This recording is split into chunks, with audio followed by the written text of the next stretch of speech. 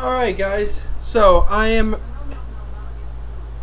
a week behind on this, mainly because my camera wasn't working properly and I had to reinstall it.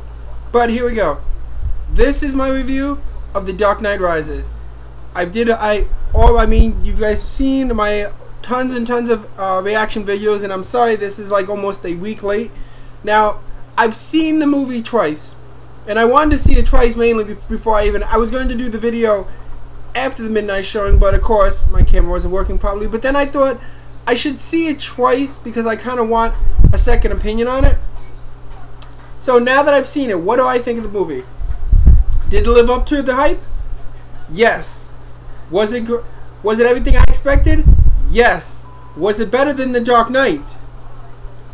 No, but it was on par with The Dark Knight in my opinion. Here's the thing: I never went into The Dark Knight Rises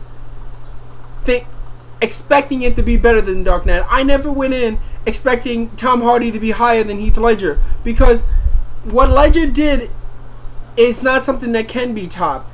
He brought something that was special to the character of the Joker that would never be topped and can never be mimicked.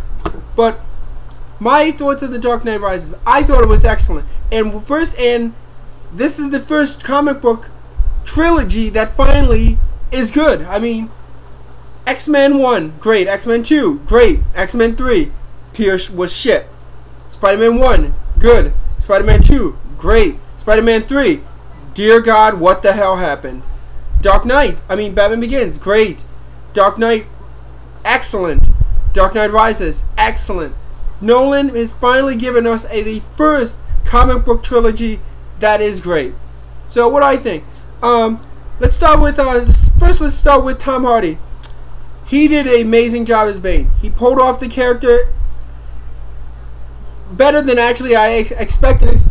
And with that whole face, with the whole mask on his face, that's what made it harder to act. But he conveyed a lot through the eyes. I mean, he was generally creepy. I mean, he had that dead stare in his eyes, basically like, you want to mess with me? I'm in control. And I think he did a superb job playing Bane, and I'm glad we finally got to see a great Bane compared to what Schumacher did to Bane in Batman and Robin. But Tom Hardy, amazing job. Physically pulled it off better than I could imagine. Let's see. Anne Hathaway, great. I thought she did a bang-up job as Catwoman. She conveyed like the minx part of Catwoman, like the sly, witty aspect of Catwoman. And I like that. I wasn't trying to compare it to Michelle Pfeiffer. Michelle Pfeiffer's Catwoman was completely different.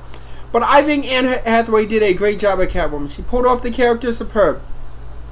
Let's see. Bale, great job again as Batman. Now let's move on to Marion Cotillard, another good job. And I already knew ahead of time that she was Talia, but that whole reveal still was done very well. I mean, the whole way that she pulled that off, I think Nolan did that great. Now let's get on to some aspects of the movie. Let's see what I liked a lot about the movie. I liked the story. I liked the characterization. I liked the whole chaos aspect of it. I liked things I didn't like about it. A few things that, well, let's just say I didn't like. A few things that, now, you know, I've heard first a lot of complaints. People say, well, there was too much jumping all over. I mean, you got Bane in the city, then Bane's here, and then Bale's missing. Like, how much time has passed? You know, first let me say, do people even pay attention to the movie? It clearly says on the TV when Bale's in the prison, 84 days have passed when the military guards are being hung from the skyscraper. It clearly says 84 days. And that's the exact time when Lucius talks to him and says the bomb will go off in 36 days. All you have to do is put the numbers together to know how much time is actually passing. So I kind of annoy when people complain about stuff like that. Pay attention to the movie. It's right there in front of you if you pay attention. So if you obviously won't pay attention if you didn't get that. One thing, Joseph Gordon-Levitt's character. You know, I thought he was good, but the whole thing at the end where his middle name being Robin, I think Nolan might be stretching a little with that one. You know, it kind of, somebody else said it would have been better if when he said use my maiden name, and it turned out like his middle name was Blake Grayson or something like that, and like his middle name was Dick. That would have been better if his maiden name, his actual last name was Grayson, and his middle name was Dick. Then it would actually work. His middle name being Robin, I mean, or saying that's like his original name. I think Nolan might have been stretching a little with that. I mean, it's obvious that they set it up where he could take over as be the new Batman or be Nightwing or technically or Robin. But yeah, that kind of threw me off a little. See what else? Some people have complained Batman didn't get enough screen time. I admit Batman was not on the screen a lot, but Batman didn't need to be on the screen a lot. The story is more of the Bruce Wayne character. Batman is the alter ego character. It will come into play, but it's more of the Bruce Wayne mentality. What else?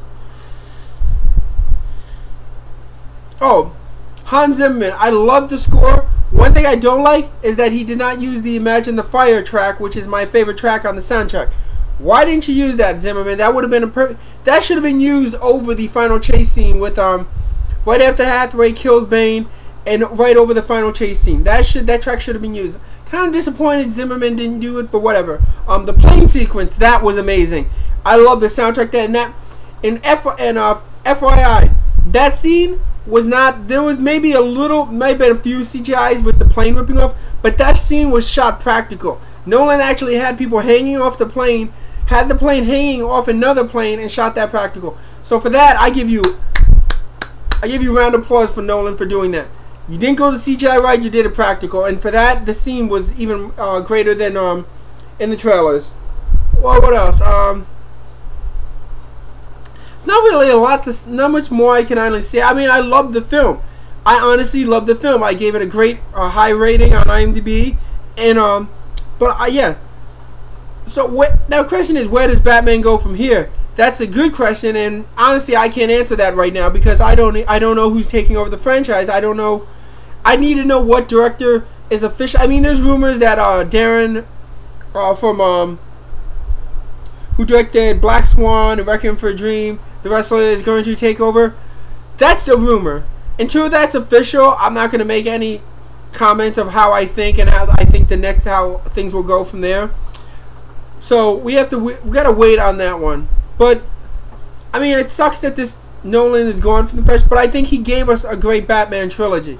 So for that, I give him another round of applause. So yeah, that's my main thoughts on Batman, on The Dark Knight Rises. I mean, what can I say? I love the film. So yeah, that's my thoughts on that. I'll have another video up soon, which I'm probably going to record that video right after I'm done here because there's another thing I need to talk about.